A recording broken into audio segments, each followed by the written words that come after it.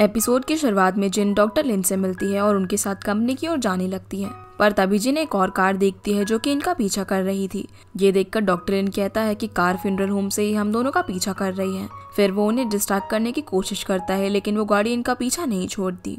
इसी बीच डॉक्टर जिन को पुलिस को कॉल करने के लिए कहता है, लेकिन जिन का फोन गलती से नीचे गिरकर स्विच ऑफ हो जाता है। अब डॉक्टर उससे कहता है कि आगे एक मार्केट आएगा, इसलिए मैं कार थोड़ी स्लो करूंगा और तुम गाड़ी से कूद जाना। हालांकि जिन उसे अकेले छोड़कर नहीं जाना चाहती थी, लेकिन डॉक्टर के कहने पर वो कार स्लो होते ही कूद जाती है। फिर वो पुलिस को कॉल लगाती है और इस इंसिडेंट के बारे में बताने लगती है, लेकिन तभी आगे जाकर डॉक्टर की गाड़ी का एक्सीडेंट हो जाता है और ये देखते ही जिन चिल्लाते हुए उसकी हेल्प के लिए जाती है। जिसके बाद जिन हॉस्पिटल में होती है जहाँ पर डॉक्टर लिन का ट्रीटमेंट चल रहा था। तभी बाइजू और शैंग दोनों यहाँ पर आ जाते हैं, तो जिन उन्हें सारी बात बताती है। इसी बीच एक नर्स डॉक्टर लिन को लेकर आती है जिन्हें कुछ खास इंजरी नहीं हुई थी। ये देखकर बाइजू उसके पास जाता है और जिन की जान बचाने के लिए उसे थैंक्स बोलता है, पर यहाँ डॉक्टर जिन का हाथ पकड़ लेता है। ये देखते ही बाइजू दोबारा से जेलस होने लगता है और वो जिन को डॉक्टर से बात नहीं करने देता। तभी नर्स कहती है कि वैसे तो डॉक्टर ठीक है, लेकिन आज रात उन्हें हॉस्पिटल में ही रहना पड़ेगा। खैर आगे यहाँ पर क्विंटू आता है जो बाइजू से कहता है कि इस बार तो उन लोगों का प्लान फेल हो गया, लेकिन वो लोग दोबारा से कोशिश जरूर करेंगे। इसीलिए तुम 2 लोगों को हायर करो जो डॉक्टर लिन पर चुपके से नजर रख सके और उसे प्रोटेक्ट कर सके। दूसरी तरफ क्विंचेंग लाई के साथ कार ट्रेसिंग कर रहा था। यहाँ लाई उसे थैंक्स बोलती है क्योंकि क्विंचेंग ने ही उसकी जान और रेपुटेशन दोनों बचाई थी। फिर वो उसे कहती है कि क्या तुम मेरे साथ अमेरिका चलोगे, क्योंकि मैं जिस डॉक्टर से थेरेपी ले रही हूँ वो काफी अच्छा है, इसीलिए तुम्हें भी मेरे साथ चलकर उस डॉक्टर से मिल लेना चाहिए। अब ये सुनते ही क्विंचेंग सोच विचार करने लगता है और वो घर आकर भी इस बार में ही सोच रहा था। ये देखकर बाइजू रियूफैंग को पूछता है कि इसे क्या हो गया, ये आज मॉन्क की तरह क्यों बैठा हुआ है। जिस पर रियूफैंग कहता है कि पता नहीं इसे क्या हो गया है, और अगर जिन ने उसे इस तरह देख लिया होता तो वो अभी तक उसे काफी कुछ कह चुकी होती। खैर आगे बाइजू क्विंटू से मिलता है और उसे बताता है कि इन्वेस्टिगेशन करने पर हमें जाओशान के बारे में पता चला है, जो कि एक डिलीवरी बॉय बनकर डॉक्टर लिन से मिलने गया था। लेकिन जब वो वापस आया तो वो अपनी बाइक से नहीं बल्कि एक कार में बैठकर वापस गया। जिसके बाद ये दोनों उस जगह पर जाते हैं जहाँ इन्हें डाउट होता है कि जाओशियान यहाँ पर मौजूद होगा, लेकिन इनके आने से पहले ही वो यहाँ से निकल चुका था। खैर ये दोनों एक रूम में जाते हैं जहाँ पर जिन और डॉक्टर लिन की कई सारी फोटोज लगी हुई थी, और ये देखकर बाइजू समझ जाता है कि जाओशियान यहाँ पर सिर्फ टेम्परेरी स्टे करने के लिए आया होगा। इसी बीच बाइजू को डॉक्टर जियाओ की फोटो भी मिलती है और ये वही डॉक्टर था जिसने जिन को एपिसोड 5 में बिल्डिंग से नीचे फेंक दिया था। साथ ही साथ बाइजू इस फोटो में कुछ फ्लावर्स को भी देखता है, जिन्हें देखकर वो कहता है कि मैं इन फ्लावर्स को 80 साल से ढूंढ रहा हूँ। फिर वो क्विंटू को ये जगह ढूंढने के लिए कहता है, जिसके बाद क्विंटू घर जाता है और देखता है कि क्विंचेंग उसके घर पर आया हुआ था। क्विंचेंग कहता है कि मैं आज रात तुम्हारे घर पर ही रहूंगा। ये सुनकर क्विंटू कहता है कि पहले तो तुम मेरे घर कभी नहीं रहने आए। फिर वो उससे पूछता है कि क्या तुम लाई को डेट कर रहे हो, तो क्विंचेंग कहता है कि हाँ, क्या आपको इससे कोई प्रॉब्लम है। जिस पर क्विंटू कहता है कि नहीं, मुझे क्या प्रॉब्लम होगी, क्योंकि वो तुम्हारी गर्लफ्रेंड है और वैसे भी वो उस दिन विक्टिम थी ना कि अटैकर, इसलिए मुझे कोई भी प्रॉब्लम नहीं है, तुम जो चाहे करो। और वैसे भी मैं जानता हूँ कि लाई अपने पेरेंट्स के साथ झगड़ा करके सिर्फ तुम्हारे लिए यहाँ पर वापस आई है, इसीलिए वो अपने पास्ट के साथ भी खुद ही कॉम्प्रोमाइज कर लेगी।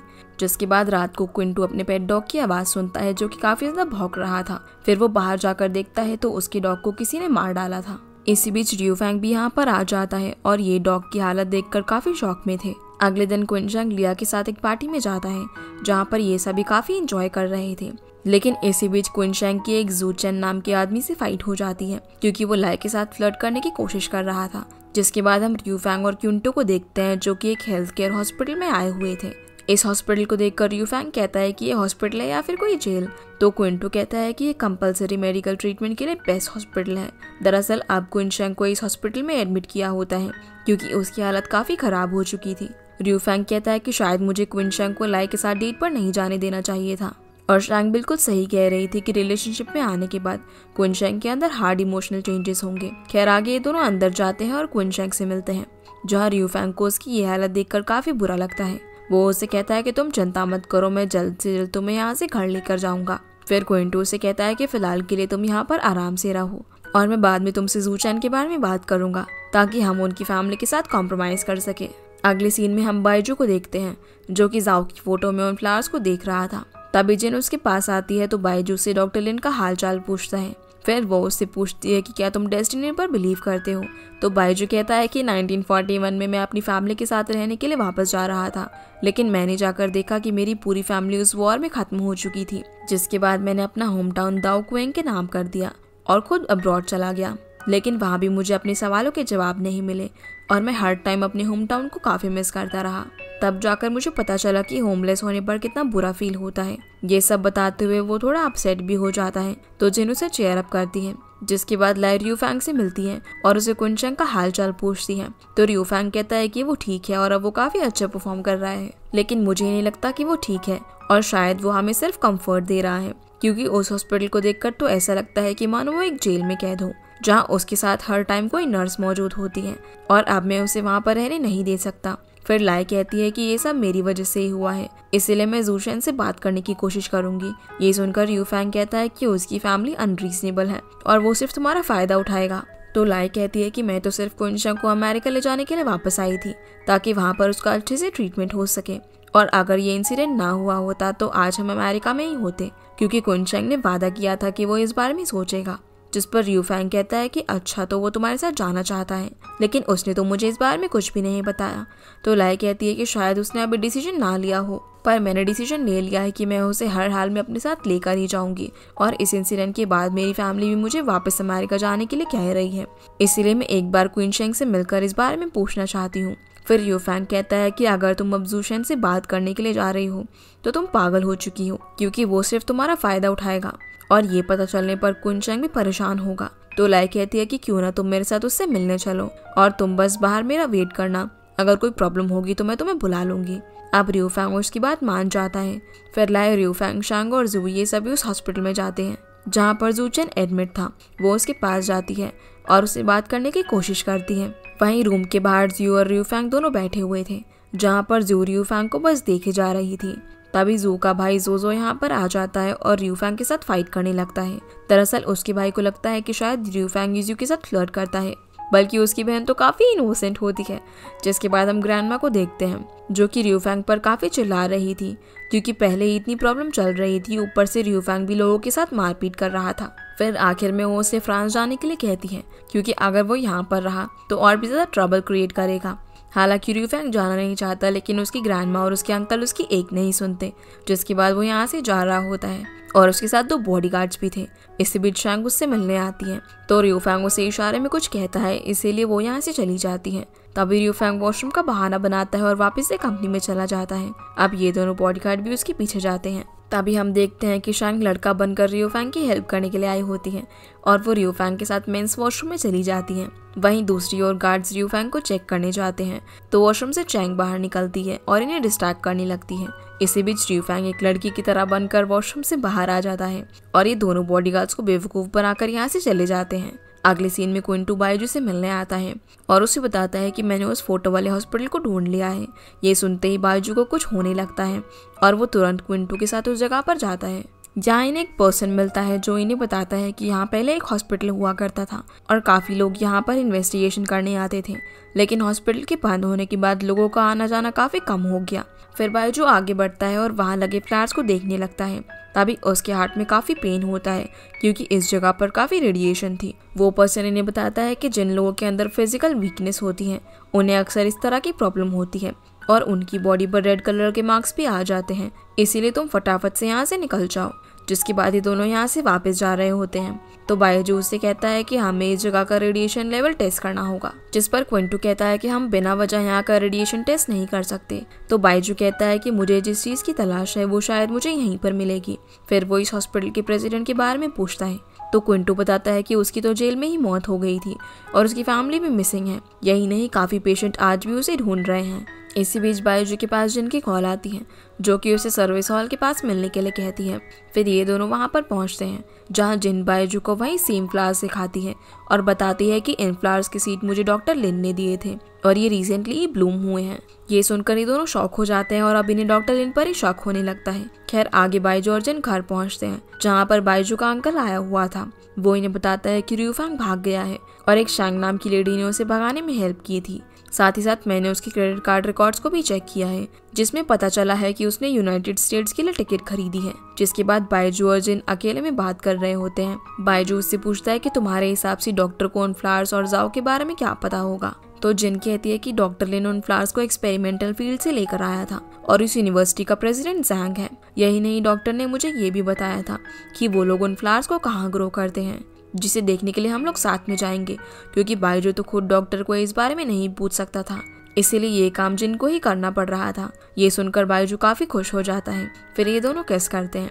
अब अगले दिन ये दोनों डॉक्टर लिन से मिलते हैं, तो डॉक्टर इन्हें वो फ्लावर्स सिखाता है जो कि उसने खुद ग्रो किया था। दरअसल डॉक्टर ने ये फ्लावर जिन के लिए ग्रो किया था ताकि प्रपोजल के टाइम वो उसे फ्लावर दे सके, लेकिन अब तो जिन बायजू की गर्लफ्रेंड थी, इसलिए वो ये फ्लावर बायजू को ही दे देता है। जिसके बाद जिन उससे पूछती है कि आपको ये फ्लावर कहाँ से मिला, क्योंकि मुझे लगता है कि इस तरह के फ्लावर की कुछ स्पेशल कल्टीवेशन की जाती है। तो डॉक्टर बताता है कि मेरी लैब तो सिर्फ एक प्राइवेट इन्वेस्टमेंट है और इसकी रियल कंपनी एक बायोटेक्नोलॉजी है, जिसे इटर्नल लाइफ टेक्नोलॉजी कहा जाता है। ये सुनकर बायजू कहता है कि ये तो अमेरिकन कंपनी है जो कि मेडिकल हर्ब्स की स्पेशलिस्ट है। इसी बीच डॉक्टर बताता है कि इस कंपनी ने कई साल पहले टिश्यू जनरेशन प्रोजेक्ट पर रिसर्च करने के लिए एक सेंट्रल यूनिवर्सिटी के साथ कोलैबोरेशन किया था। फिर इन्होंने साथ में मिलकर एक स्पेशल लेबोरेटरी को एस्टैब्लिश किया और मुझे लेबोरेटरी का डायरेक्टर बना दिया। लेकिन प्रोजेक्ट को इतना ज्यादा सीक्रेट रखा था कि खुद डायरेक्टर को भी इस बारे में नहीं पता था, और मुझे सिर्फ इतना पता था कि प्रेसिडेंट जैंग उस प्रोजेक्ट का इंचार्ज था और उसके पास इन एक्सपेरिमेंटल फ्लावर्स की लार्ज फील्ड भी थी। ये सुनकर बायजू पूछता है कि क्या तुम्हें पता है कि वो फील्ड कहाँ पर है। तो डॉक्टर कहता है कि ये एक सीक्रेट है। तभी बायजू उसे जाओ की फोटो दिखाता है और कहता है कि ये डॉक्टर अपनी टीम के साथ मिलकर इन फ्लावर्स को एक मीटेओरॉइड की हेल्प से एक ड्रग बना रहा है और इनोसेंट पेशेंट पर यूज कर रहा है। इसी बीच जिन भी कहती है कि हमें उस ग्रुप की तलाश है और अगर वो फ्लावर जैंग के पास है तो जरूर मीटेओरॉइड भी उसके पास ही होगा। ये सुनते ही डॉक्टर लिन को गुस्सा आ जाता है और वो कहता है कि तुम लोग जैंग पर कैसे शक कर सकते हो, क्योंकि वो एक स्कॉलर है और वो मेरे कॉलेज में एक टीचर भी थे, इसीलिए मैं अच्छी तरह जानता हूँ कि वो ऐसा काम नहीं कर सकते। ये देखकर बायजू उसे शांत करता है और ठंडे दिमाग से सोचने के लिए कहता है। तो डॉक्टर बताता है कि मैंने इस पर्सन को जैंग के ऑफिस में देखा था। दूसरी तरफ जब कुंटू घर जा रहा होता है तभी अचानक से उसकी कार में कुछ प्रॉब्लम आ जाती है, इसलिए वो कार साइड में रोकता है और चेक करने लगता है। लेकिन तभी एक स्ट्रेंजर उस पर अटैक कर देता है और उसे बेहोश करके किडनैप कर लेता है। वहीं ये तीनों चोरी छिपके डॉक्टर जैंग के ऑफिस में जाते हैं और एविडेंस ढूंढने लगते हैं। तभी डॉक्टर लिन को यहाँ पर एक बुक मिलती है जिसके अंदर कुछ स्टूडेंट्स की ग्रुप फोटोज थी। इनमें से एक फोटो के अंदर जाओ भी मौजूद था, यानी कि वो भी डॉक्टर जैंग का स्टूडेंट रह चुका था। फिर ये दोनों डॉक्टर जैंग की कंपनी में जाते हैं और देखते हैं कि जाओ जैंग को बुरी तरह से पीट रहा था। अब जब ये लोग उसकी हेल्प करते हैं तो जाओ बायजू को चाकू मार देता है।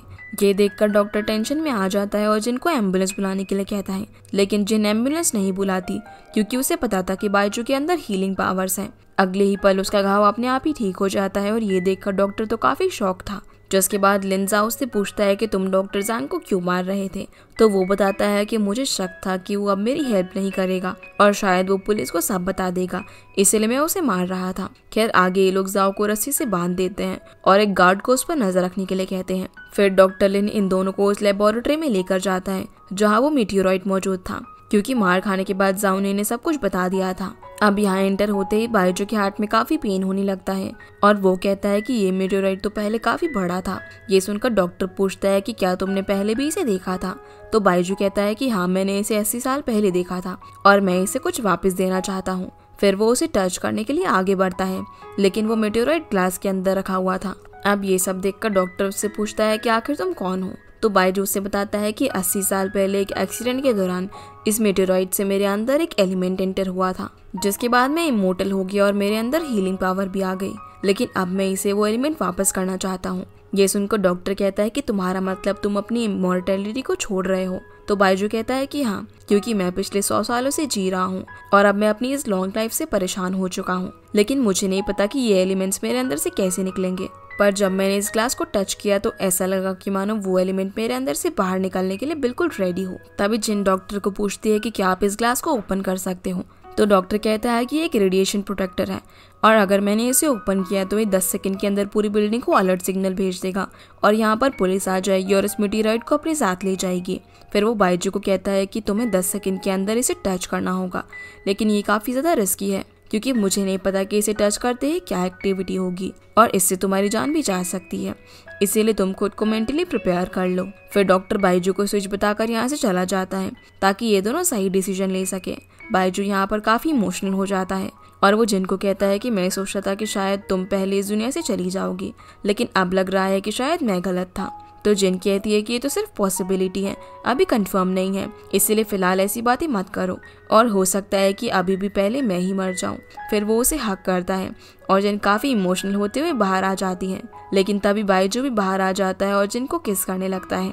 अब जिन उसका हौसला बढ़ाते हुए उसे वापस से अंदर भेज देती है और खुद बाहर उसका वेट करने लगती है। तभी डॉक्टर उसके पास आता है और कहता है कि तुम चिंता मत करो, अगर उसे कुछ भी हो गया तो मैं तुम्हारा ख्याल रखूंगा।